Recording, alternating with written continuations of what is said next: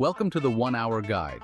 Are you tired of feeling overwhelmed by the sheer volume of information in your life?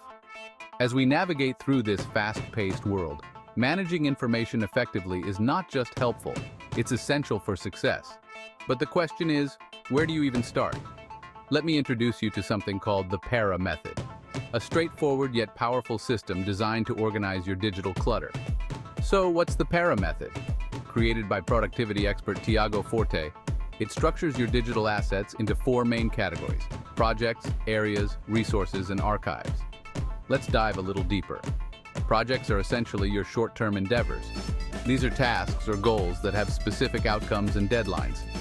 Areas, on the other hand, are your ongoing responsibilities.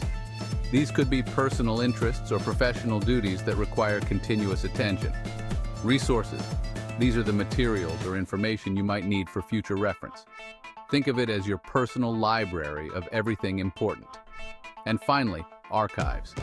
This is where all your completed projects or inactive items go. It's like cleaning up your room, but digitally, ensuring your active workspace remains clutter-free.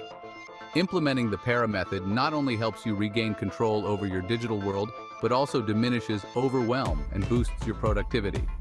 Curious to try it out? Start by categorizing your digital space into these 4 segments. Identify your projects, define your areas of focus, organize your resources, and clear out the archives. And there you have it. Join the thousands who've revamped their digital lives with the PARA method. Begin your journey towards a more organized and productive digital existence today. Remember, the first step to conquering your information chaos starts here. Let's get organized.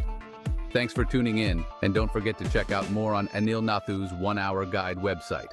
Until next time, stay productive.